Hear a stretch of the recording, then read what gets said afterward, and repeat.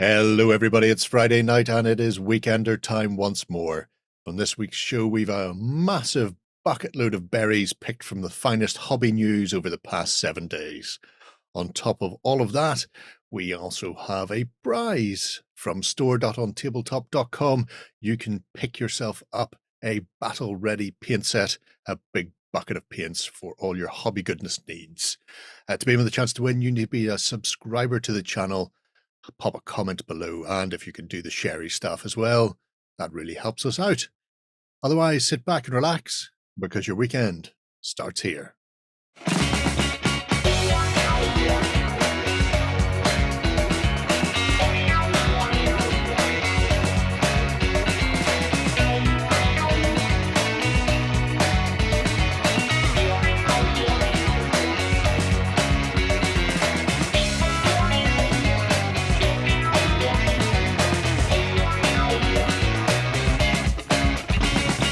Hello, everybody, and welcome to the Weekender. I'm joined by a Ben, a Justin, and a John. How are you keeping, lads? Not bad. Still alive here. Yes. Look at that. Despite the heat, the heat's going. Now we're getting that replaced with the wonderful greyness. I can get back to painting now. So yeah, it's good to have a hobby, isn't it? Mm-hmm. just avoid the flooding, and you're good to go. Yeah. We are at the start of a few weeks of interestingness. Yeah. Some of which we can't talk about yet. Some of which, if people lurk around on social media, they may have already noticed that Corvus Belli were over in the studio recently filming with us. New thingy things. So there's lots of stuff coming. Middle of July onwards, we'll say that, because I think we can say that much. Not sure what else we can say. However, next week, John and myself are getting a chance to have a chat with Wayne from Battlefront about their upcoming Nordic Forces book. Yep. So that should be interesting. Yeah, I've seen Shay and John salivating over that thing, trying to break it, and I think they may have succeeded. That's one way of looking at it. We'll be having a chat with him, and it'll be going out as a exclusive first look of the new Nordic book Wednesday of next week, I believe. So other people are out there. I imagine the guys at No Dice, No Glory and stuff like that will probably be doing their usual reviews of the books, but we'll have our hands on a designer early on and be able to give you a first quick swish through it and let you know what we think and ask some probing questions as well. So keep an eye out next Wednesday for that, which may or may not go up as a premiere on YouTube if anybody can work out how to press the buttons. Oh, no, I know how to press the button, although John was talking to me earlier. Apparently the done thing is we need to have the team there when she launches to talk to people in the chat. Yeah, well, that's the point. I did not know this. Okay. I thought it was just press the button and let it go, like everything on YouTube. Okay. Right. Well, yeah. Well, we understand what a premiere is, even if Justin doesn't. But Justin knows how to press the button. Between us, there will be a premiere. Yeah. The monkeys will make it work. Yeah. Yes. So keep an eye out for that.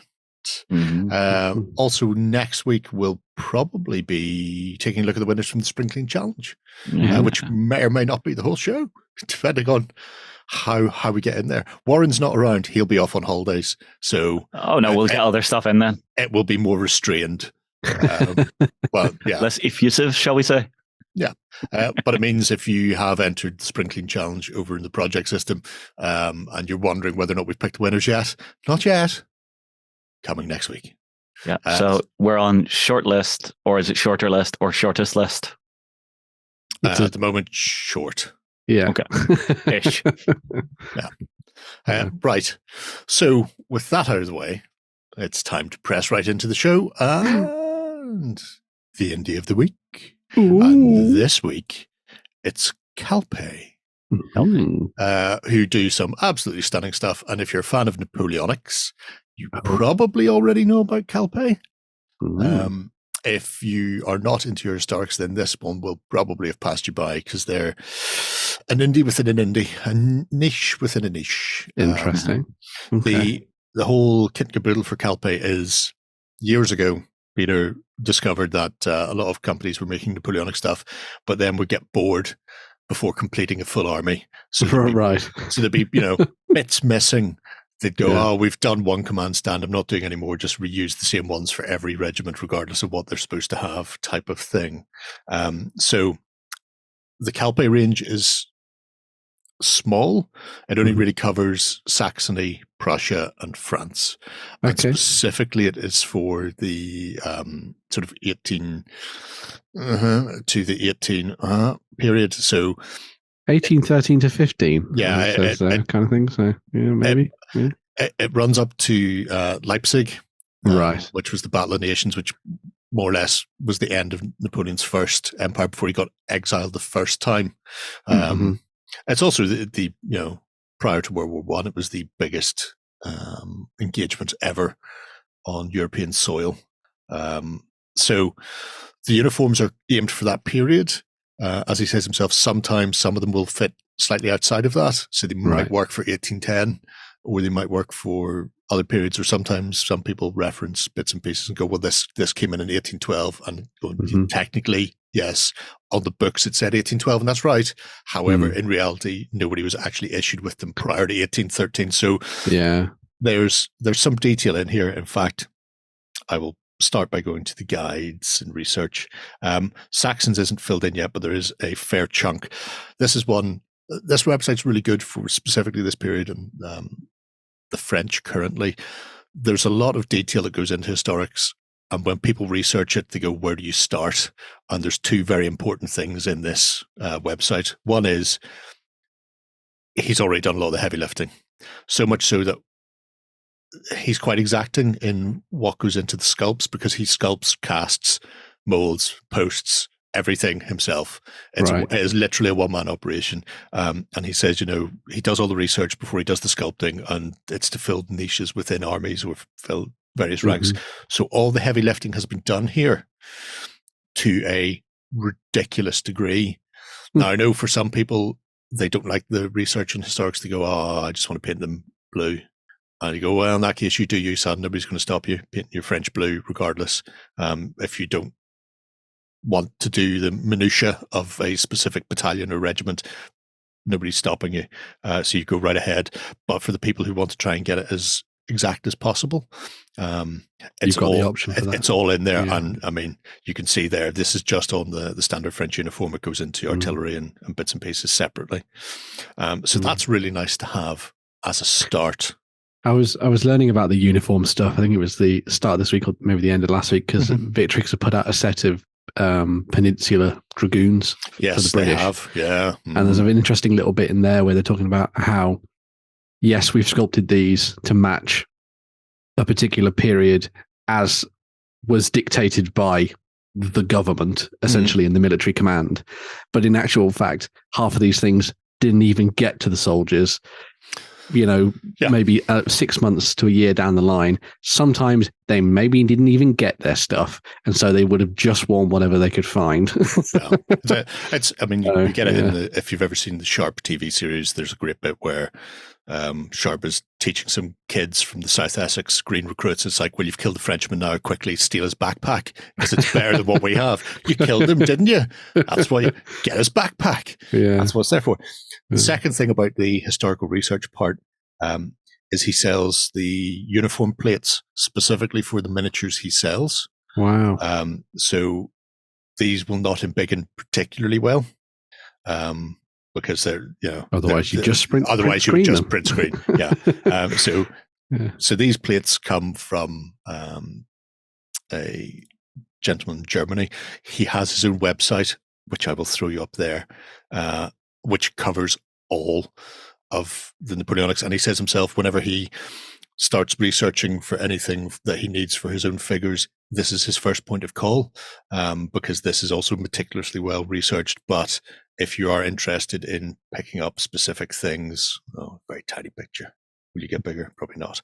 But you can go in there and go, okay, well, the kingdoms of Sardinia, guards regiments, it's that sort of thing. There's kingdoms of Bavaria and Saxony and all sorts. So for people getting into Napoleonics, there's a wealth of information here, and it's a great, if you don't want to do all the heavy book reading, I have a volume of Napoleonic information down there, and it's a big hardback book filled with pages upon pages upon pages of thick, dense text and explaining what colors are various epaulets, braid, and lacing without any pictures, images, or color bits. You need to know where the uniform parts are to know where these bits go. Here, it's very simple. You just go, okay, well, there's the Kingdom of Bavaria with that ridiculous blue and white lozenged flag, which you will always buy because nobody is painting that by hand. But yeah, so each of these is worth over 1,000 words. Oh, very much so. So those are very good resources for people getting into Napoleonics. Right. Very that cool. Aside, there are 2 websites. Calpe is migrating, is that what they say, to this new, shinier one? So not everything on here, or not everything is on here yet, and not everything on here has a picture yet. The old website is available from here. If you go into some of the pages, like the Prussians or Saxon in particular, it will have a little clicky link button to the veterans page where all you get is the code, what it is. So if you need to find something and you're going, well, that isn't particularly well filled out, it's because it hasn't made it across to the new part of the website yet. Yeah. But if you're looking for it, you can just go in here and go, well, I need the Saxon Musketeers and Grenadiers or whatever it is. That's a little caveat for you when you see the click here for the veterans button. Does the gallery option on that old site give you images of the different sprues and stuff? Well, not sprues, but the different kits and things. No, the gallery is the same as the gallery here, which is just filled with gorgeous pictures of people's stuff. So it's just a nice repository of things. Oh, God, yeah. Oh, my word, yes. Yeah, it is incredible just how flamboyant some of the Napoleonic uniforms were. Oh, yeah. Yeah. Well, it was a great way of getting everybody on side and knowing where they were on the battlefield. If you're sitting on a hill somewhere, knowing who not to shoot. Yeah, very true. Kind of helps. It's foggy, I suppose. Column A, better column B. Hey, that's Lubu's red horse. I'm so do glad. not engage Lubu in Napoleonic warfare. No, never do that. But as you can see, the figures themselves are very distinctive sculpts. Because he was sculpting these for himself, essentially, it's like, I'm going to put my money where my mouth is. I need these for mine. Therefore, I'm going to sculpt stuff that I need. The sculpts have been done with a certain amount of batch painting and big regiment painting for wargamers in mind. So belts and the like are very sharply cut. If you think, like over-exaggerated, sometimes you get really nice sculpts.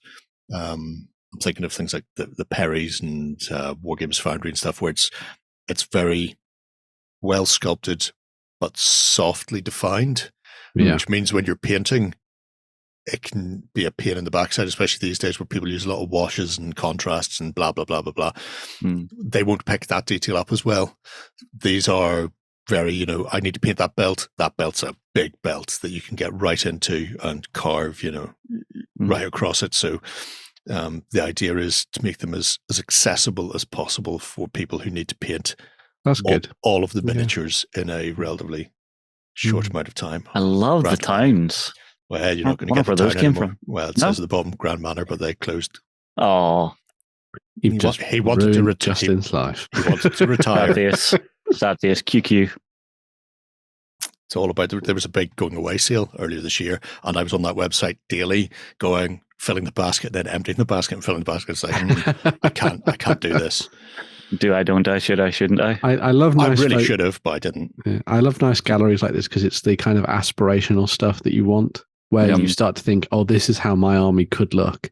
And rather than it just being a fairly sterile sort of web store shot of a metal miniature, which is handy when you're looking to get an idea of detail and things like that. Yeah. Sort of the sculpting quality, but seeing the finished painted stuff like that in nice battlegrounds, I think is really cool. So yeah, again, there's a lot going on. It's something I do want to get into is either some ACW or Napoleonics at some point. I keep looking at stuff, hovering over the buy button and going, not yet. Not yet. Sometimes you just need to find the right thing to inspire you or the right rule set to go with. Shay will drag you into ACW before you know it. So. I'll maybe if I make it to Salute next year, we can go up and raid some of the ACW stands. Maybe, yeah. So as you can see here, we have a whole slew of bits and pieces from center companies to grenadiers or voltigeurs, that type of thing. And as you can see, miniatures themselves really nicely presented, and also you get to see the Lloyd shots of them as well. Of course, which fully is required. Oh, always required. And again, the attention to detail and the research that's gone in is superb. Now, are these 28 mil? Yes. Okay. 28/25, depending on. Oh, they look like a good fit to the Warlord stuff, actually, which is kind of cool. I'm just all right at this kind of scale. I'm terrified of doing a big battle just for the idea of how many figures you have to paint. It scares the hell out of me. Yeah, but then it depends on the system you're using, and fair. I mean, things like black powder work on 24 men to a regiment. So, you're not painting a huge amount of models if you don't want to, and because there's a lot of footprint based games out there as well. I liked the odds and sods pack that was on that page. I wanted to see what that was all about. I will show you what that's about. I'm trying to find there's a really nice set of enthusiastic soldiers, which are, how can I put it? There's some cheering and some casualties and some, just going off just to throw things in. Because when you are doing those footprint basing, when you're doing, 4 to 6 men per stand in a regiment, then it means you can put in the occasional guy being shot and falling over, or the guy waving his hat and those flavor miniatures. Yeah, just to break up the look of the line. Yeah. So here's the base, and here's a touch of 5 spice. Sure, odds and sods. Nice. Well, they look like sods. just a whole bunch of different equipment on them as well, like that. We found whatever we can scrounge to keep us be alive. Yeah, that sounds legit. There they are. Cherry on the icing pack. Because Shaco raised, possibly in celebration or possibly to let somebody over the other side of the hill know that there are indeed French coming over and not to unload a volley into their face as they come. Yeah. Fortunately, this bloke didn't do that, and as such has been shot in the face. Shot in the eye. I'm not so much sure that he's been shot as that his mate may have farted, and it's that horrendous. It's an interesting way of looking at it. Love it. That guy's scratching his butt. Oh, I thought he was scratching his ass. No, he's scratching his ass. It could be like almost there. He's just holding his gun on. Scratching his ass. You can hear Jerry actually twitching here. Shocking. He's going, stop mocking my thing. This must be what it feels like to be you, John, whenever we're talking about tanks and people are just referring to everything as tanks. Yeah, it's the moment when I see when Warren's on the show and the hands come up and I know he's about to clap and shout Sherman like a seal. That's now you know how that feels. Yeah. I'm traumatized by that anyway. Enthusiastic poses as well, though. Yep.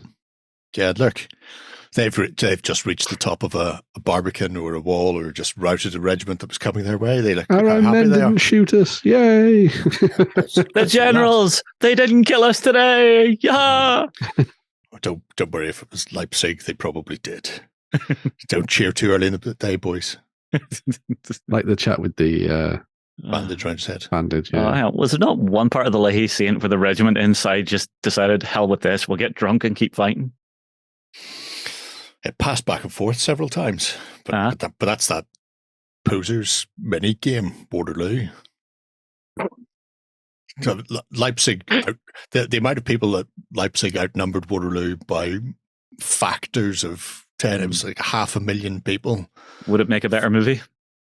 Oh, God, yeah. Okay. Oh, very much so. No messing around there. None of this give me Blucher, give me Knight nonsense. Just get in there and just fight like Billy-O. Murder. Problem is now it would be all CGI soldiers. That is very true. Fair. Yeah, that would be and a script written by AI. Yeah. Or you'd have M. Night Shyamalan in there with the plot twist. I keep hearing his name, and I don't even know what he looks like anymore. M. Night Shyamalan Ding Dong. Yeah. The twist is he did 3 good films. Yes. And I'll let people decide what those 3 were for themselves. Was it the one about the wind that kills people? No, it wasn't that. Definitely wasn't that. The twist is he's actually a lizard person. So anyway, these Napoleonic miniatures are very nice, Jerry. I'm really enjoying this indie. Let's not talk about conspiracy theories, please. Thank you. Let's move on. It would be great, wouldn't it? It would. Yeah. Here we have Prussians in their little field caps as well. I know they do separate heads as well, so you can fudge around with some of them in regards to specific regiments if you need to change hats over. Yeah. I am one of those people that if I was diving into Napoleonics, I'd want to do it properly. Mainly, someone would paint my models for me because of that. But I would have them marching to battle from the deployment zone in that formation with their rifles up. Then as they got close to the enemy, I'd switch out the regiment. So the person has to paint twice as many. They have to paint twice as many and have them with their rifles down as they're advancing. And then once they get into a firing position, remove that regiment, put in the shooting one. I hope Siege Studios is listening to this. It's coming your way. Yeah. If I was to dive into Napoleonics at this scale, I probably would want to do the French, though. You'd want to go with the Frenchies. I'd want to go with the French for the Grand Artillery. I'd go Prussian.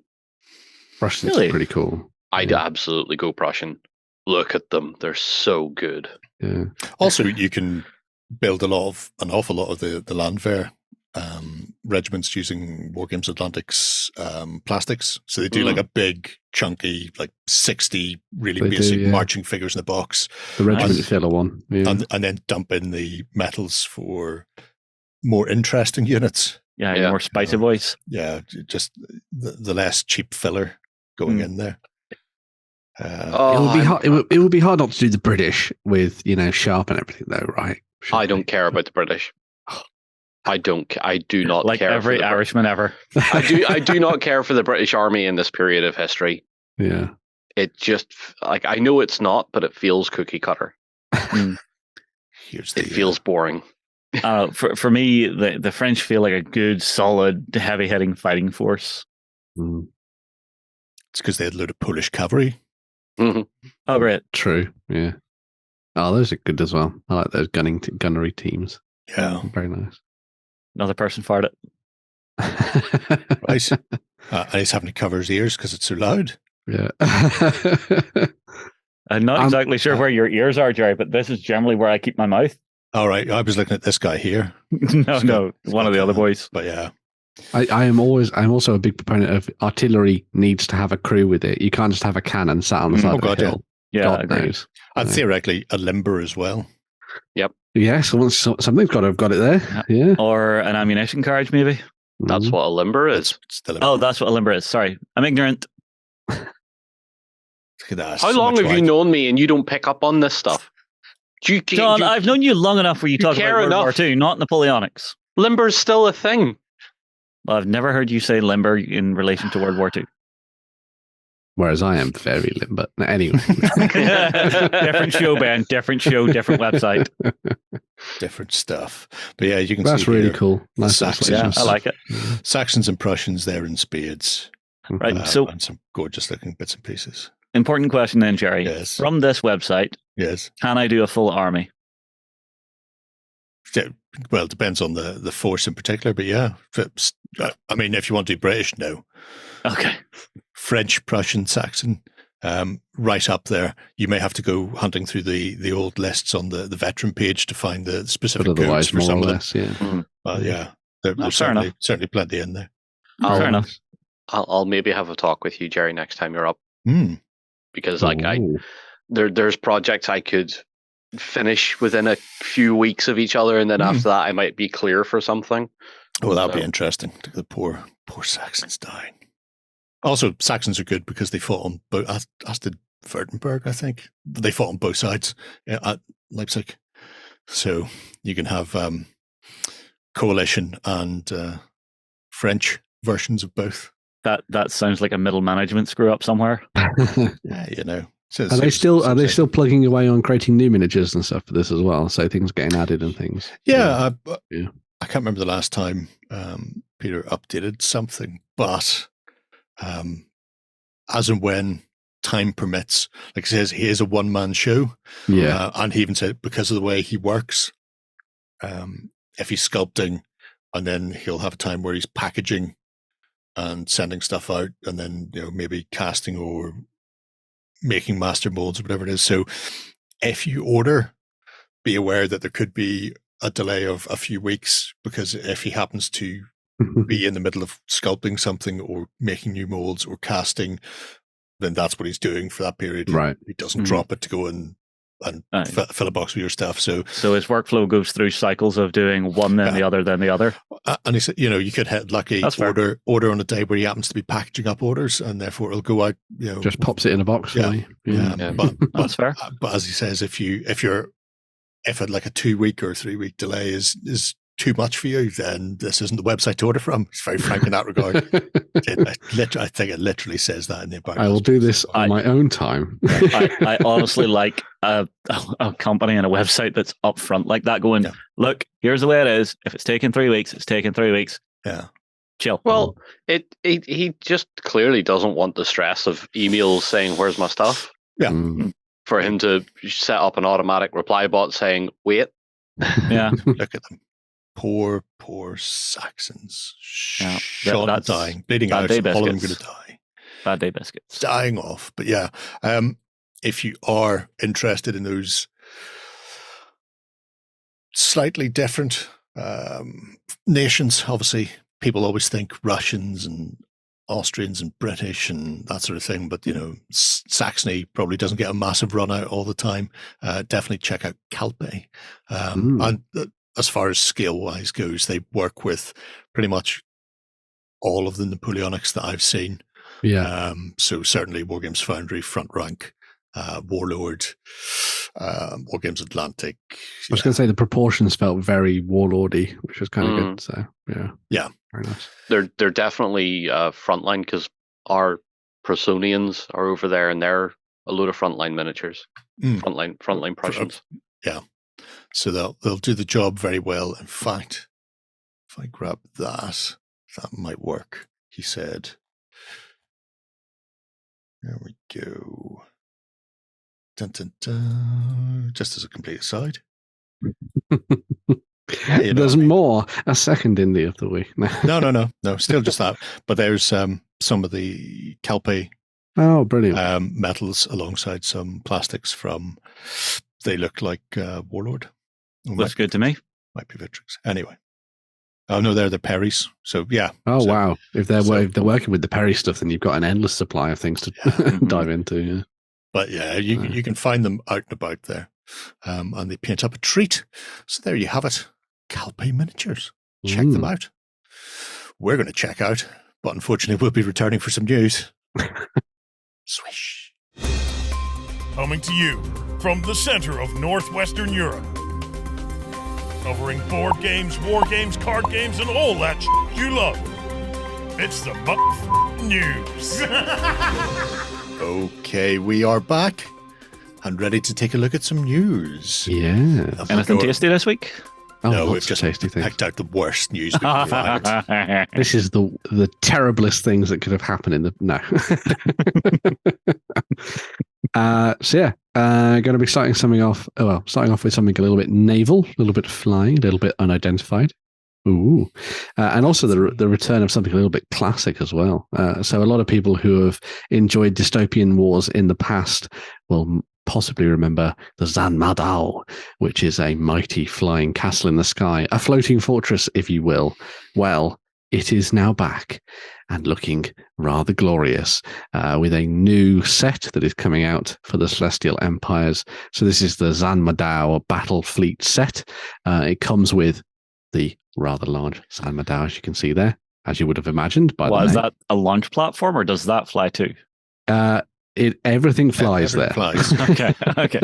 Everything flies except Well, I know there's a little SRS token, so they're probably flying as well, yeah. Yes. Yeah. So as well as being essentially a floating fortress covered in guns, it also is able to launch fighters, as Jerry was alluding to there, so they can swarm over the battlefield and attack whatever you wish, probably annoying a whole bunch of different ships in the process, as well as the large Zhanmadao Sky Bastion. You can also get 2 of the Jive Sky Bastions as well, which are the smaller ones that you see in the set. And they continually give you additional support options, as you can see, floating around the sides. There's something very kind of pulpy sci-fi about this set, which I really like.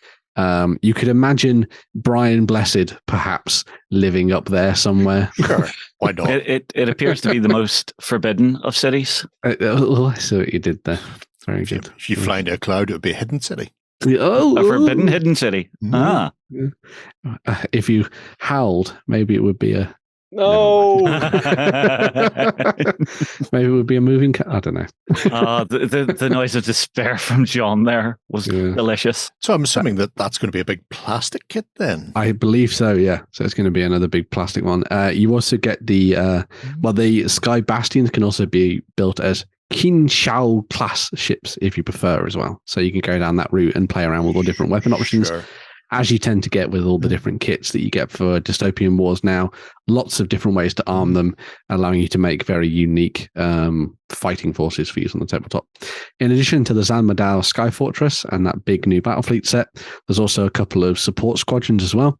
So there's one for the Italians, and no, they don't go backwards faster than they go forward.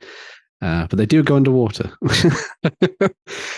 So this set comes with 2 of the Scorpio artillery cruisers, which you can see at the top, which can also be built as Jupiters or Vulcans if you prefer. Again, talking about the different options that you get there. You also get the Safita Hunter submarines, which I think look absolutely fantastic. I hate torpedoes. I hate torpedoes. I love torpedoes. Oh, sexy torpedoes. I could make a joke here, but I'm not going to. But I think those look really good. Got a kind of Stingray vibe to them, which is always nice to see, especially with towards the back and the way the fins are proportioned. Oh, it looks really cool. But then you also get a set of the 4 Pugio destroyers as well, just to watch over your artillery cruisers as they're moving into position to no doubt rain down fire on your opponents. More for the Latin Alliance then. Yeah, more for the Latin Alliance. And then capping things off, we also have something else flying and identified. So this is for those wanting to play as the Enlightened. That is a very good sound effect, Jerry. Yeah. We swear we made this. We didn't find it and carjack it. So this is the Enlightened Aerial Squadron, which comes with the Adamantsky strike saucers, which can also be built as the Hawanbu or the Valtar. God, there are some names. But you also get 2 of the Elucid Scout saucers, which could be built as the Pythias at the same time as well. So another couple of different options there for those people playing as the Enlightened. If you wanted to get into a massive battle between floating cities and UFOs, you can now do so. Sounds pretty awesome to me. Definitely give it a shot when you're diving into your games of Dystopian Wars towards the end of July and moving into August, because pre-orders should be available very soon. So, nice. I blame the Sturginium Skies box for taking things off the deck and into the air. Yeah. It's all got a bit floaty. Everything has gone a bit helicarrier in Marvel. Take to the skies. Well, that's true. Yeah. I was going to say you just need an Iron Man, but they've already got those. There's little Tesla bots flying around. That's very true. Yeah. Maybe more Whiplash-esque. They might need some form of better edit Captain. No, that didn't work. No. Everybody shake their heads. And swing and a miss. Sorry, folks. Do I need to put on the shame hat? Yes, go and get the shame hat, wherever that is. Right. Yeah. But sticking with small scale. Yeah. So we had some more stuff from the folks at Seb Games, who I think we've looked at in the past because they do their Battle Havoc game. So we've talked about them. But that's tends to be played at 28mm. Yeah. They have now created a starter set for you to be playing the games in 10mm, which I know has excited a fair few amount of people. So this is the Battle of Havökkia. which is a new starter set for you to dive into playing small-scale games, but on large battlefields. You get 2 armies in the box set. Don't worry, that's not all the miniatures. You get the Sarisians and the Ratty Folk. Both of them are fairly large. I'm just going to look at the numbers for you in a second. So you get, what was it? I'm looking. Where has it gone? Here we go. Yes. So the Ratty Folk get 24 monks, 48 Helot warriors, and a packmaster. You also get a Jerry, a general, and a wizard, which is quite cool. You might get a Jerry depending on the postage. Well, it's got the beard for Jerry. Bring alcohol. And then you also get 48 warriors and 24 lesser Saurisians as well, alongside a mage and a general. And then there's also this, which is the pre-order bonus for picking this up at the moment from the folks at Seb Games, which is your Rattyfolk wizard, which has been named a wee ratty wizard called Rat Dalf the Grey. I love it. I think I'm renaming him officially to Jerry. He can now be called Jerry, yeah. As well as the miniatures, you also get everything else that you need to start playing Battle Havoc in the box. Or as someone pointed out on social media, it looks like Battle Dave. Because of the typeface, which I quite like. But yeah, so this is so you'll get the rule book, you'll get a booklet for getting started, you get all of your tokens, you'll get your measuring rules as well, you get your dice, everything you need to play, apart from a lovely green mat put on top of your dining room table where you can take over from your family and friends and start playing out some awesome games. As with everything from Zeb Games, I'm sure this is going to expand drastically, so probably going to see loads of additional armies and everything else coming out as well. And if you're interested in maybe trying out Battle Havoc but you don't want to play in 10mm, as I say, there's always the 28mm version as well for you to give a shout at as well. So yeah, go and check that out and see what you think. So, yeah, very cool. I really like the stuff that Seb does. Obviously there's the older games that they've sort of, I think they picked up from Scotia Grendel. So they got Void, which yes, is a sci-fi game that's been kicking around for 3 decades now. I think it was mid-90s. So yeah, 10 years ago, as all things were in the mid-90s. Yeah. So it's nice to see a mixture of sort of classic games getting rejuvenated, and then also Seb working on bits and pieces like that as well, because there's they've definitely got that really nice old hammer feel to the miniatures as well. So if you are liking those and you've played games like War Master or just Warhammer Fantasy Battles back in the day, make sure to go and check them out, because they are proper awesome. And they tend to be popping up at conventions and all sorts of things as well. So maybe go and see if you can find them at one of them. So yeah, very cool. Sweet to the beat. All right. Who's up next, Ben? So next up, we're going to be going to the folks at Gale Force 9, who have now got pre-orders up and running for their game that's coming out towards the sort of latter half of this year, called Star Trek Away Missions. Yay! So for those people who are interested in diving into skirmish-style gaming in the Star Trek universe, you've got the core set alongside 2 expansion sets for you to dive into. The first of the sets, which is the Battle of Wolf 359, sees you playing as Riker and the crew from the Enterprise, going up against Locustus, so Picard, and a whole host of Borg. And it's all sort of set to that particular moment within the Star Trek universe and timeline and stuff. So you got your next generation fun, which is always good to see. Game plays nice and quickly and easily as well. We had a little bit of a chat with Chris from Gale Force 9 and Battlefront about this at UKGE. So if you want to find out more, there's a fun little interview we can go and watch. But yeah, he was talking us through how it's a really fun one for you to dive into. If you've played things in the past like Warhammer Underworlds perhaps, and loads of those kind of like pick up and play style games, that's kind of what you get in here, where you can dive in, everything's in the box ready for you to go.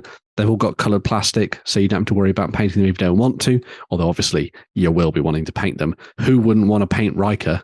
I would paint Riker. Beard or no beard? Always with the beard. Always with the beard. And I also want them to do a version of him where he's like mid Riker sit, where he's like lifting his leg over a chair. So it kind of looks like he's kind of leaping through acrobatically, but also everybody knows what he's really doing. Yeah, he's actually just going to sit down on something. Leaning on his knee. Yeah. So the core set's out, and also the rules are available for you to download right now. Nice. So if you want to find out how to play the game ahead of the release later in the year, you can just get those, have a read through, see what you think of it. decide on which faction you're going to go for. Are you going to go for the Federation? Are you going to go for the Borg? Which way are you going to go with that? And then there's also a couple of additional expansion packs that are going to come out at the same time as the starter set, effectively. So you can play as the Klingons, or you can play as the Romulans. So if you want to be up close and personal with your Batleths beating everybody up, then you want to go with the Klingons. If you want to be sneaky bad guy, basically elves in Star Trek universe, then you can play as the Romulans. And Tasha Yar's baby. And Tasha, but yes. So you've either got Gorons, Honor Guard, or Sellers, Infiltrators for you to play around with there. And as I said, one of the nice things about away missions is that all the different crews play very differently, have their own unique play styles. They're asymmetrical, so every time you sit down to play with one of them, you could kind of like go through a little bit of a cool meta thing where maybe you do like a pick and choose. So you have all four of them out on the tabletop, and then you could do like a pick and a ban, and you could go up against your opponents and say they're really good with the Federation, make sure they don't pick them and they have to start playing as the Romulans or something like that. So yeah, it'll be very cool to see how it all comes together, and hopefully we'll be able to get us a look on the OTT in the near future as well. Yeah, I'd be very interested in that. I cannot wait for this to come through the door. I was always more of a Trekkie than anything else. And I know, John, you've been digging into Star Trek recently. Oh, I've had to take a break. I overloaded myself. Where did you get to? How far in did you get? I've watched all of Next Gen and all of Voyager. Nice. Good man. Deep Space Nine. At least Space Nine. At least Space 3 of the movies. So. Oh, just wait till you get to Picard. It's so good. Deep Space Nine. Deep Space. I enjoyed it, Jerry. You can laugh. I enjoyed it. So I will laugh. Yeah. I just did. That or Lower Decks is a good one to check out, John. Lower Decks is quite funny. I do. It's very funny, and it's a nice. If you're taking a break, it's nice for just like some light comedy. Who wrote Lower Decks? I can't remember. I don't know. It's on Amazon Prime because it looks very Seth MacFarlane. Yeah, it feels like it's somebody like him. But I can't remember. Probably because they looked at how much the Orville was getting ratings-wise and compared it to the travesties that were the modern versions of Trek, and went, we need to be more like that and less like whatever's going on here. You will notice I left Discovery out of it. Oh, it wouldn't matter. I mean, it's all much from after the original series. All goes downhill very rapidly. Only Kirk, only the original series. I will say, because obviously the cartoony styling of the Star Trek figures for away missions is it's very Marmite. I see it splitting the divide, and I see people go, why are they not more realistic? Well, the reason they're not more realistic is because there are things from the cartoons coming in. Yes. And if you've got a cartoon and you've got an ultra realistic person, they don't look right together. So they went, we'll do this caricature-esque also look so that they can mix and match between the various points. Also, Modiphius do the more realistically proportioned ones, so maybe they couldn't do them the way that they want to. Who knows? But either way, I think there's also a miniature recognizability side to thing of this, because a caricature of a well-known character is possibly easier to recognize than a teeny tiny little head of Will Riker with his teeny tiny little beard. I think it depends, because a lot of people have been going, Beverly Crusher model looks a bit odd, and it's because it's not Beverly Crusher. So, fair. You win with some, you lose with the others. I like the look of it. I think it's really cool because it's kind of like a pick up and play style game. I think it works perfectly well for the themes and stuff like that. So, which factions do we all want? Oh, Federation, Riker. I want to play Riker. John? I want the Borg and the Federation, to be fair. Ooh. For me, I want the Klingons. Just so I can continuously go, glory to you. Does that mean that Jerry has to play the Romulans? No, he will never play racist space elves. Eventually, they'll do the original series where they'll have proper people in it. Fair. And then I can have Zoom when I went to place naked to the waist, carrying a rapier. Yeah. I just want Q. Maybe have that little weird dog with the horn. But if you have Q, it can only be him on his own in a box. Yeah, that's great. It's just Q in a box, and it's like Dr. Doom. You don't know if you've actually defeated him or something. Just another Doombot. Yeah. But anyway, so Star Trek Away Missions available to pre-order right now, and you can download the rules and give them a read ahead of the release later in the year. Moving on from that, we've got another board game for you to dive into and look at. So this one comes from the folks at Themeborn, who we very much enjoy working with. I loved all of the stuff they've done in the past for Escape the Dark Castle and Escape the Dark Sector as well. But last year they did a Kickstarter for The Last of Us Escape the Dark, which used the basis of the mechanics from the previous Escape the Dark games and the saga in order to tell the story of Joel and Ellie from the hit, well-lauded video game and also now TV series, which is also very good and doesn't tend to often happen when it comes to adaptations, but there you go. They knocked it out of the park. But yeah, so in true Escape the Dark style, you could play this by yourself, or you could play it with a couple of friends and get up to 4 people, and you will be cooperatively working to try and get from the quarantine zone that is starting to fall apart and make your way to Jackson, where you hope to find safety.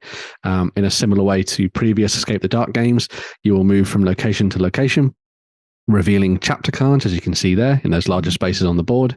And there you'll be faced by choices. They could be fighting the infected. They could be coming up against bandits and other humans that are trying to take all the things that you have on your on your person, or just kill you. And they might just be sort of environmental hazards that you need to try and negotiate. And again, similar to the classic mechanics of Escape the Dark, you'll be rolling dice to try and match them up to the symbols that you see on those locations to see if you can get through them as well. So there's a really nice, interesting sort of like path system to the game, as you can see.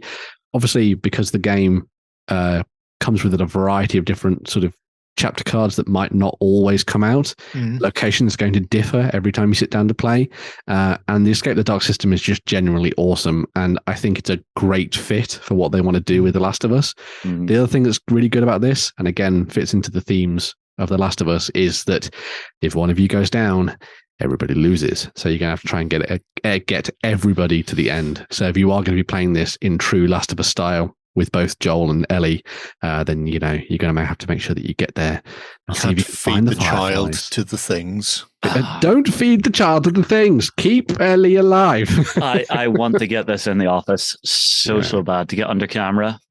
Yeah, I love Escape the Dark games, and I love The Last of Us. I want to get this under camera. I'm curious about this because Escape the Dark is you play through with a deck of cards normally, and it's when you hit the bottom, you have one type of thing. Yeah. So this branching pathway thing changes up how that plays somewhat. Well, if you think each of the locations appears to be its own mini deck. Yeah. So you would assume the location you're trying to get to is at the bottom of one of those. Yeah. So there's a couple of different ones there that'll allow you to sort of unlock paths. So you can see there's like crosses and stuff and things. Yeah. So the suburbs can go to Lakeside or to the sewers. Yeah. And depending on the way that you resolve different locations and the sort of successes and failures you get, the different ways you can go, you can also craft things in the game as well. So you're encouraged to look for resources for you to make things like nail bombs and ammo for your guns and knives and bottles and that kind of thing. So they've really Molotovs. So they've really taken all the stuff from Last of Us and sort of melded it really nicely with Escape the Dark to create a really fun-looking game. Well, I say fun, harrowing game. That tends to be how the Last of Us goes. But definitely want to check out. Available for pre-order right now. Obviously, Kickstarter backers will get their stuff first. But then when this comes out, I think it's kind of start of 2024 for normal retail. You can get that. You also saw that there was a lovely plush gaming mat as well. So you can get that as well if you want to kind of level up your games. I got one of them for Escape the Dark Sector, and it made a world of difference having that rather than just having everything kind of like spread out on the table. It was really fun and looked really nice. Yeah, so having a dashboard does help a lot. Yes, it really does. But yeah, go and check Do that want. Very fancy. Yeah. Speaking of fancy, Carnevale. It's always fancy there with their masks. Yeah, the Guild are potentially the most fancy of them all, but they also know when, just like Sherlock Holmes, to pick the the grubby people from the street to do their work for them. I'm not saying that Sherlock Holmes is a questionable character, but there we go. So yes, we have some awesome new models for both the Guild and the Rashaar for the world of Carnevale if you're playing around on the streets of Venice and the canals, of course. Mostly the canals, although maybe that's Birmingham. Who knows?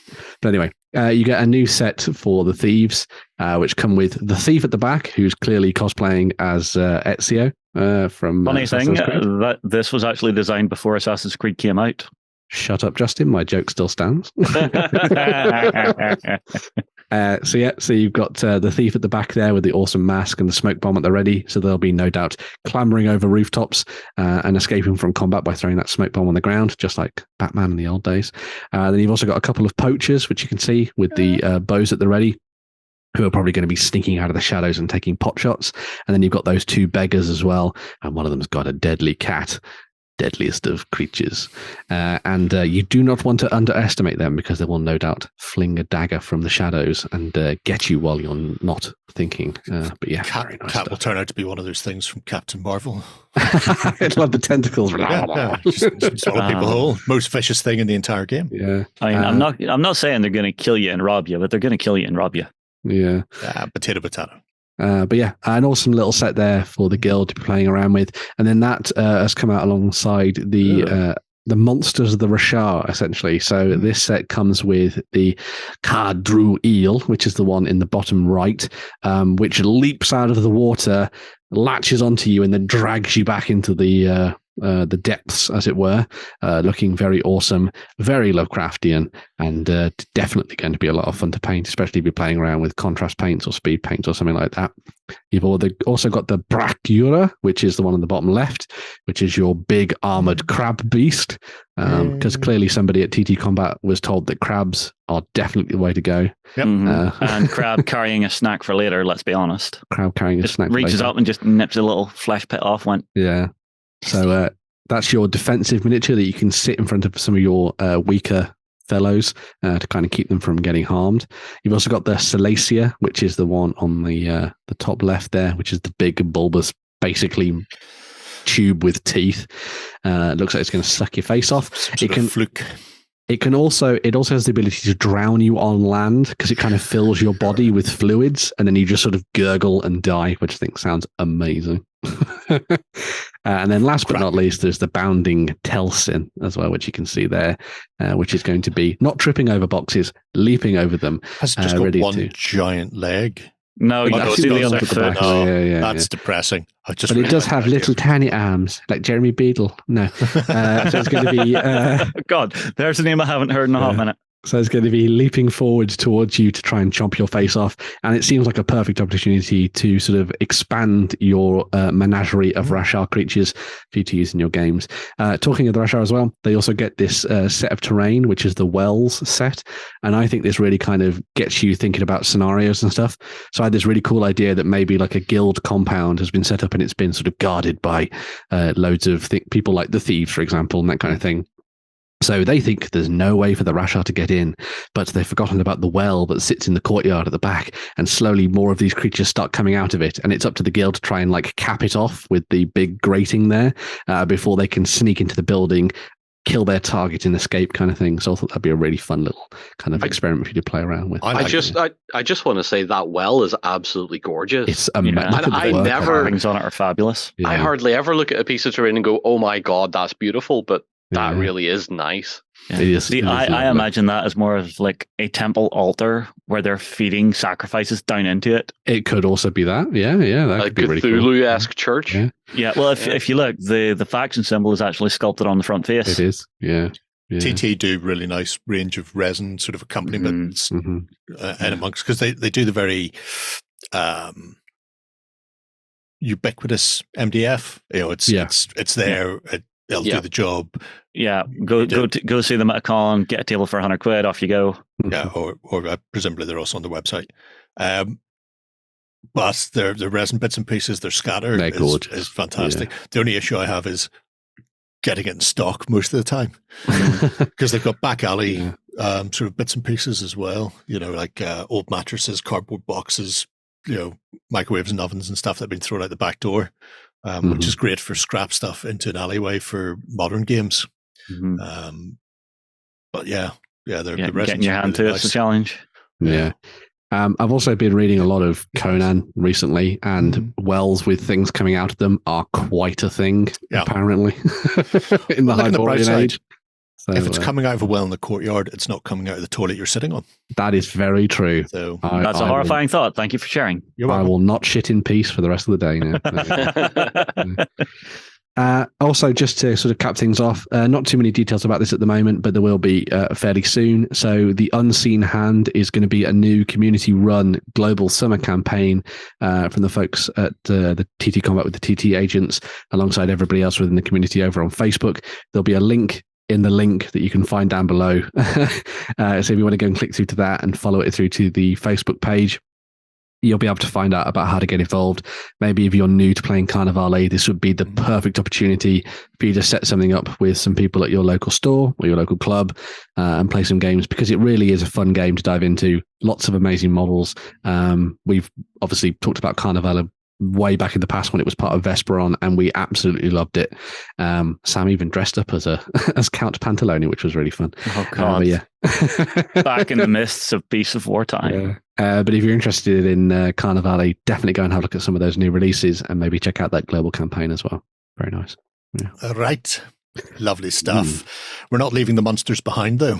No, we have one more bunch of monsters, and the heroes there to fight them. Yeah.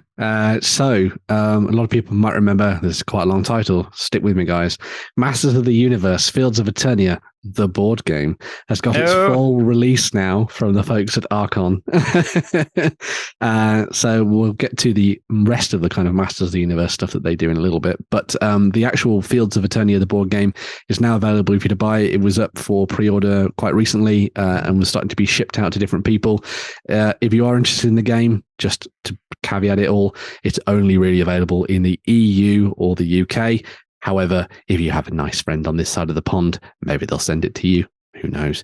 But yes, this is a big adventure-style board game in the vein of things like The Witcher or the Conan adventure game or the World of Warcraft one, where you'll be sort of traveling around Eternia as either the heroes or the villains, trying to see if you can either support the plans of Skeletor and his villainous friends, or see if you can thwart them with He-Man and the rest of his gang as well. There's no Fisto. God damn it, there's no Fisto. There should always be. Is Many Faces there? Does he have many faces? I can't remember. He's in the miniatures. He might be. Let's have a look.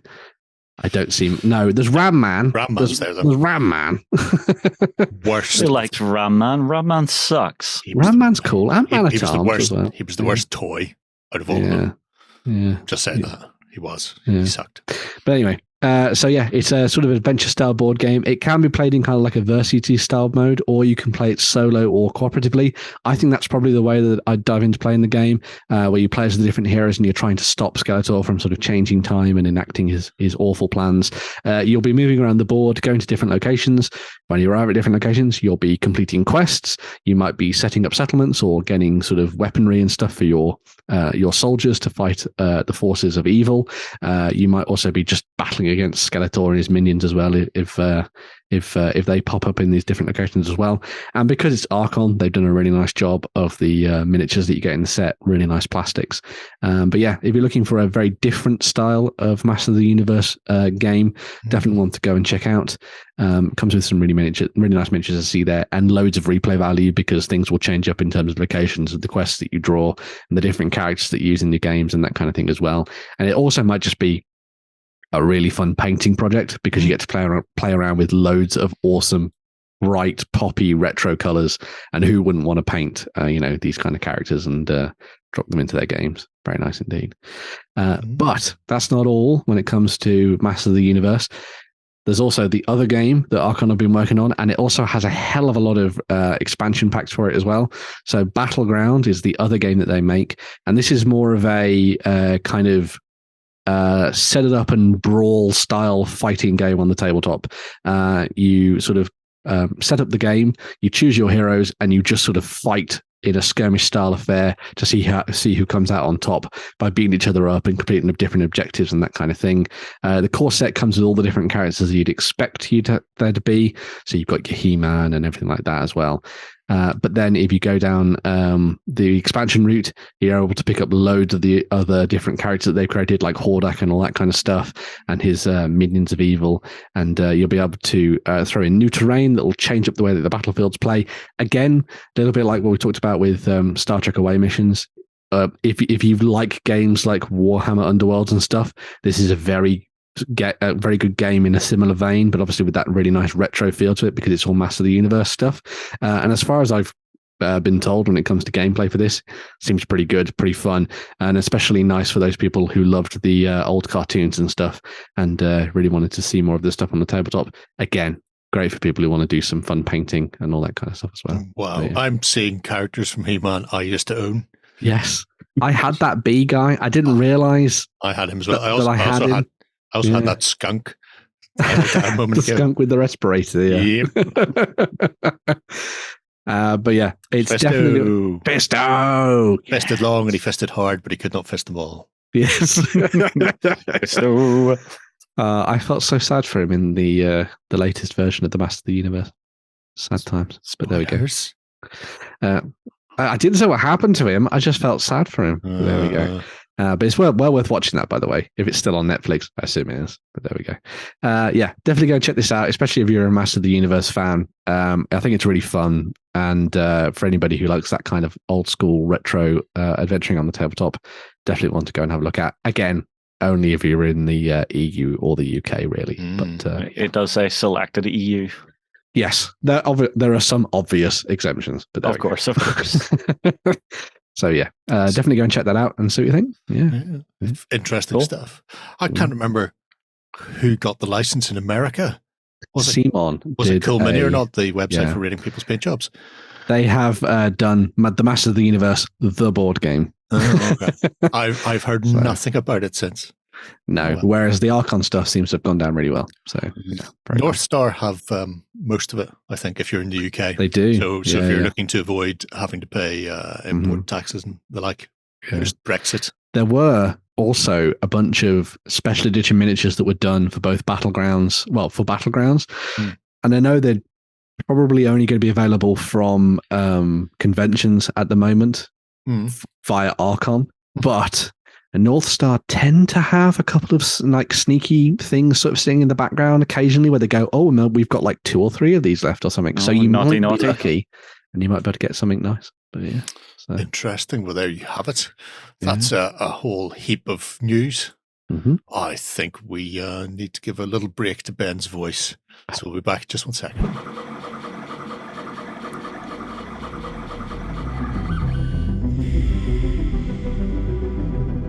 Okay, we are back to wrap up the show. First thing we're going to be looking at is some 3D printing. Yeah. For once, we're not jumping into My Mini Factory. No. That's very confusing. How did you manage that, Ben? Is that we're going via Modiphius because this is an interesting one because we've talked about Titan Forge before. They've done really awesome miniatures by their My Mini Factory page and their Patreon and that kind of thing. But there's a game that Modiphius produce called 5 Parsecs from Home. Well, they published it anyway. And this is a awesome solo adventure game for you to go off and explore the universe with whatever miniatures you like. But it does have a very distinctive style and look to it, especially through all the different artwork that's been created for the game by the talented illustrators that have taken part in sort of bringing it to life. And so they have now worked with Titan Forge to create a range of STL files that you can that you can download and print off at home for you to use in your games of 5 Parsecs of Home. So they've done a range of different characters. They've done characters like the Converted, which are these kind of sort of like cybernetically enhanced individuals. They have gone a little off the rails, as well as a whole host of alien bugs and different characters as well. All of them, again, done by the folks at Titan Forge who have done amazing stuff in the past that cover fantasy, sci-fi, and everything else in between. And an absolutely fantastic little collection of stuff for those people that want to maybe get to the tabletop and play 5 Parsecs with stuff that looks just like getting the art. Oh, so cool. So, yeah. Did 5 Parsecs from Home come out before or after Leagues from the Border? Borderland was first, wasn't it? It was the fantasy. I can't remember which one was first. Something in me wants to say that 5 Parsecs from Home was first, but I'm sure that people in our project system will tell me otherwise because we have got quite a few people who have dived into both of those games. Look, it's a space casino. I like Space Casino. Yeah. Which is very important because then you can have Starbuck and Apollo playing. You can. At the Space Casino. Very nice. Yeah. Like nature intended. But so this selection of miniatures are going to be available as part of the July bundle. Mm-hmm. So you'll be able to get your hands on a whole range of different characters. So there's things like the Engineer, the Kerin, the Solus, the Precursor, the Feral, and the Swift. There's all the Converted, which we saw. There's Vent Crawlers, and there's also the terrain that we saw there, which was the Kokhan's Arms, which is the sort of building that you can fight through one of the different scenarios that you play in the game. But yeah, because it's one of those games where you kind of set out and sort of tell your own stories, you tend to want to have a lot of kind of Ribblies and NPCs to throw into your games. And so having stuff that's been designed to match almost sort of, art to miniatures exact for the game and the illustrations, I think is really cool. And so nice to have that sort of done as a nice little kind of combined effort between both Modiphius and Titan Forge. And I think you'll agree, they look very nice. Yeah, very nice. And have they done releases before this one, I'm assuming? No, this is the Titan Forge have done releases on a whole bunch of other things, but this is the first of the 5 Parsecs from Home range. Okay, cool. So yeah, if you're interested in diving, you can get that, and obviously you can get your hands on the digital and physical versions of the books as well, if you want to give the game a go yourself, which is quite nice. So it's quite an cool. Interesting little bunch of stuff. Yeah. Because the narrative fun of 5 Parsecs is fairly in depth. Like you're saying, in the project system, there's several people who've been doing ongoing substantial solo campaigns for both leagues and Parsecs. So being able to get bits and pieces, but things like that, the terrain pack in particular, with the interior detail is cracking, because I mean, often you get nice sci-fi labs, space stations, blah blah blahs, hab blocks. Casino has been sadly lacking until now. Yeah, and gun store by the look of it, maybe. Yeah, and I can't express enough the joy of seeing that. I just want 70s/80s Starbuck and Apollo there. I just want them. They're little octagonal cards. The nice thing as well that I've seen a lot of people do is, because the game is played out on fairly small tabletops, essentially, you'll see a lot of people picking up the Loke battle mats. So you'll pick up the large, maybe the big sci-fi ones, they're giant sci-fi maps, Cyberpunk. Set them down, put some of the buildings potentially on that to give you a little 2.5D, use the miniatures on it, of course, as well. And away you go. So yeah, definitely want to go and have a look at. And obviously it's nice to see the stuff from Titan Forge coming out continually as well. So make sure to go and check out the rest of their range, because they do really nice fantasy and sci-fi stuff, and everything everywhere in between as well. Yeah. Bonus. We'll have to come back to Titan Forge in the not too distant future, because last year at UKG, they were starting to show off their fantasy game. Bloodfields. Yeah. Which has been going now for, well, at least 12 months, if not longer. And that's an entirely printable game, wasn't it? Print and play, yeah. So it'll be interesting to see how it looks these days, now that it's actually been available out there in the wild and added to in the intervening things. So yeah, we'll have to, somebody remind me. Somebody in the comments remind me that we're going to look at that at some point in the future. Isn't Sundancer your Sundancer's my PA? Yeah, that is true. So, wait, we get community PAs now? Where's mine? You actually ingratiate yourself first, Justin. You can't latch onto one. I can't kidnap one. Great. No. Oh, that's how this worked. It's very similar to how this works, but not quite. Anyway, so yeah, Titan Forge or Modiphius for those 5 Parsecs. Presumably, then you can you just buy the files from Modiphius, or will they redirect you via? So they're all available through the July Patreon first, or the My Mini Factory tribes. But then from that point on, they'll probably be available for, as with all of these things, for you to get your hands on later on down the line. So if you do want them, but you're not signed up to the Patreons and things, just keep an eye out for the future. So yeah. So you don't have to worry about the FOMO? You don't have to FOMO. No FOMO. No. Right. There may be some FOMO coming up, though, because we've a couple of Kickstarters to finish off the show. You never want to miss out on those. Nice segue. And we're going to be looking at Boglanders first. Yeah. Ramshackle games. So going from 3D printed and clean lines and the sci-fi, we go to the obsessively handcrafted 28mm miniatures from Ramshackle and Curtis for their World of the Boglanders. So the Boglanders, this is a very apt collection to have come out after last week. We talked about things like The Doomed, and we've talked about in the past, Gardens of Hecate and or Hecate, sorry, and Verretwood and things in the past as well. They're a strange collection of 45 individual figures. I will say, by the way, what is? Yeah, you need to listen to this video if you're at home, because obviously I never play it with the video so that we can talk over it. But you need to listen to the actual description, because he's explaining, you can draw in the lovely smell of the resin, the family craft miniatures, and the greasy Boglanders. They need to be washed and scrubbed, and just listen to him describe what a resin miniature is amazing. So good. Anyway. But yeah, sorry. So there's 45 individual figures. Most of them will come without arms, because then you get yourselves a huge selection of accessories, as they're showing off here, which contain regular arms, weapons, accessories, and everything else in the including the kitchen sink, for you to throw onto your miniatures to either use them in fantasy games, maybe a little bit of sci-fi, maybe something in between as well. They've all got that distinctive Ramshackle Curtis vibe and feel to them, where they would easily fit in with any of the miniatures that he's produced before. And interestingly, they do have their kind of own world that they fit into. So there is actually a really nice brochure that you can click on over on the Kickstarter page, which takes you through the background of the Boglanders, the sort of kingdom that they have, which is made up of goblins and orcs and everything else in between. There's the catalogue there. But then there's also they've also been designed so that they can fit into whatever you need them to work with.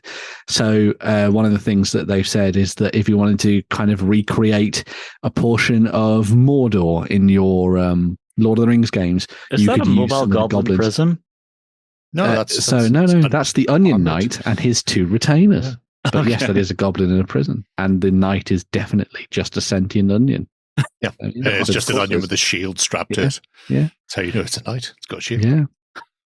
So yeah, it's been designed as this kind of very definitive, sort of evocative world, but also could be fitted into anything else if you saw the need to do so. So you could do something post-apocalyptic, you could do something fantastical, you could do something sci-fi, you could just do something in between all of those if you really wanted to. What's also really nice about this is that I think that they're infused with this almost British folklore-y kind of tongue-in-cheek humor that you tend to have got with classic old Hammer miniatures as well. So you have things like a pork pie. Sure. And turnips. We, turnips. We swear it's pork. Yeah. It's not human. We swear it's not human. It's pork. Yeah. So everything's been designed in terms of tokens and terrain and the miniatures themselves to tell this almost kind of like weird, sort of weirdly dark, twisted story that also has this kind of edge of fun and comedy to it. So you could paint these in this kind of grim dark style. You could maybe paint them a little bit brighter if you wanted to as well. And they would easily be useful in a whole range of different games that you might want to play. As I say, I named a couple of at the start there. So things like The Doomed, these maybe would be great for kind of making weird kit bashes for. I've also got Verretwood, which is another game that's come out recently, these could quite nicely work as cultists. With maybe you're playing something a little bit old Hammer, use these for that as well if you wanted to as well. And I think they look really nice and very weird. I'm sure Curtis had put up a few pictures recently of them play testing something, playing around with these models as well. I think they have used them in a couple of games. I can't remember if it was something. But anyway, if you see his stuff on Face page, he may be working on a game, or he may just have forced people into playing with the miniatures because he's like that. Either works. But yeah, he has an eccentric design style. Yes, Curtis, and so much stuff for kit bashing. The fact that it comes with all the arms in Christendom, and then some. As it says in the little video, the Boglanders' arms have been eaten away. They appear like little worms, but then you can rearm them with whatever you want. I think I was just having a quick look. He was playing mini gangs, which is the kind of game that they've designed. And I think maybe using a couple of these pieces in it and stuff like that. So yeah, very nice. They are of a style, I'll say that. I absolutely love them. 100% cracking miniatures. Sludge, Town of 28, all of those things. They find a home in so many places. Yeah, they're calling out to be added into all those ranges. And again, handcrafted, awesome miniatures in resin. I do like the idea that if you see one of them that you like, you can just get that one and nothing else. It's a nice touch. You can choose. So, it's always good to do. So there are 10 days left for the Boglanders. Like I say, you need to go there and just play that video with sound on so you can hear what he was saying, because it is madness. Stop watching the Weekender for a second. Go and watch that. Pause it. Then come back. Yeah.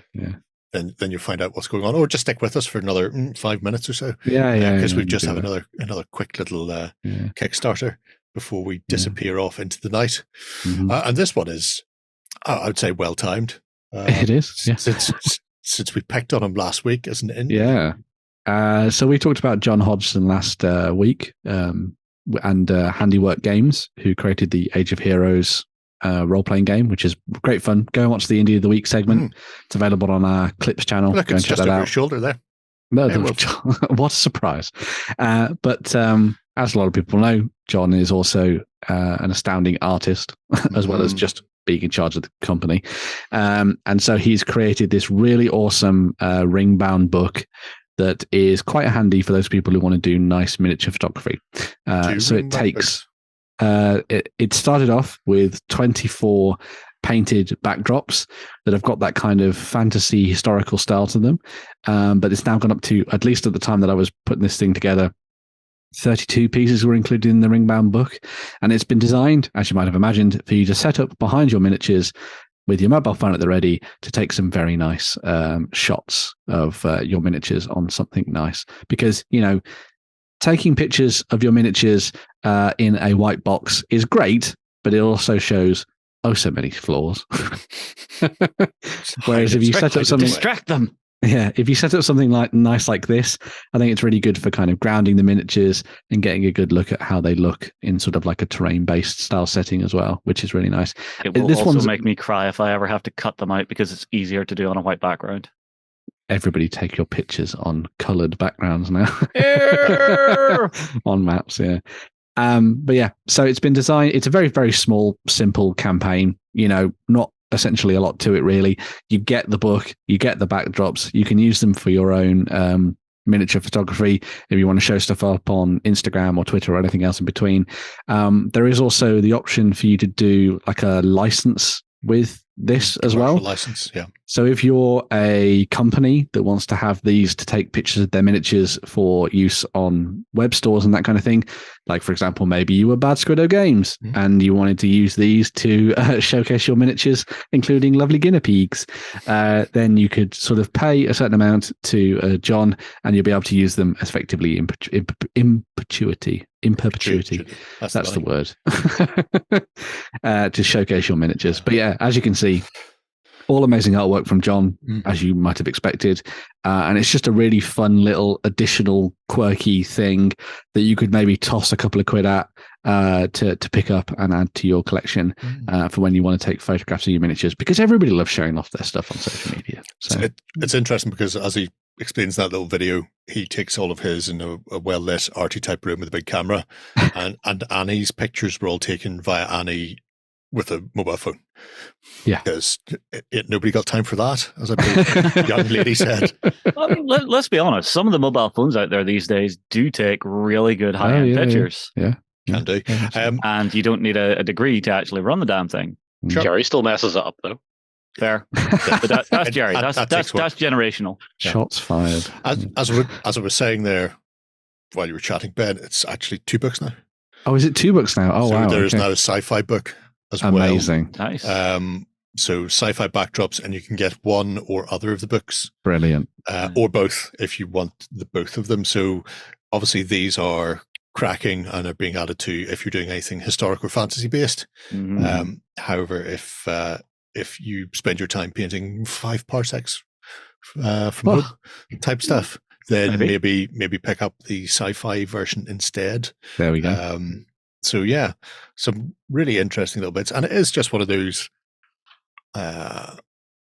things that's really nice to have because, like I say, there's an awful lot of really talented artists out there who do a lot of work on their paint jobs, and then they're taking them against sort of just neutral backdrops in a light box, and being able to stick something in behind just helps sort of up the level of your photography a bit.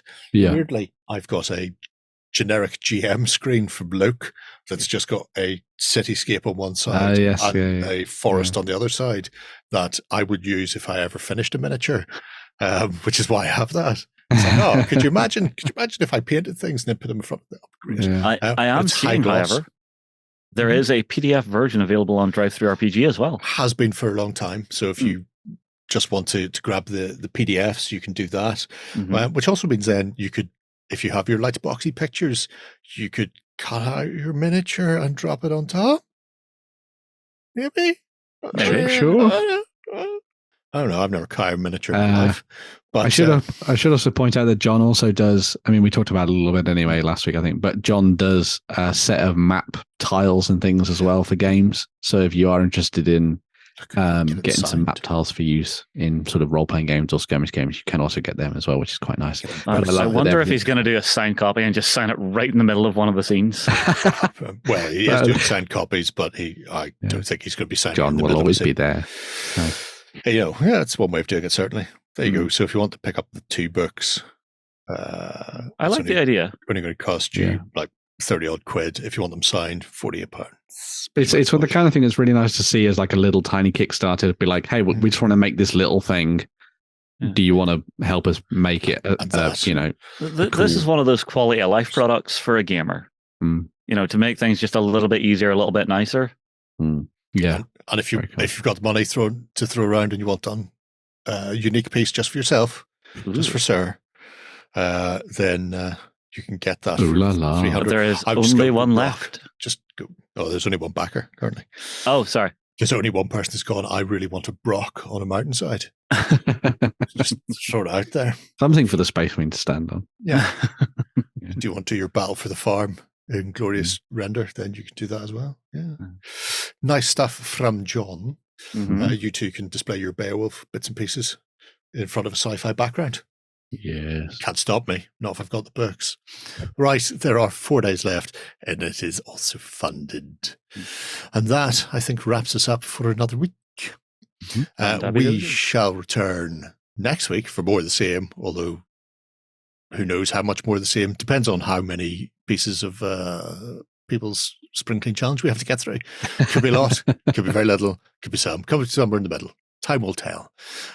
If a week is too long to wait, you can come over and join us on tabletop.com for the Cult of Games XLBS. Prepare yourself. Prepare thy asshole. For the brothers Johnson are there, and you will require a cushion to sit upon when they're finished talking.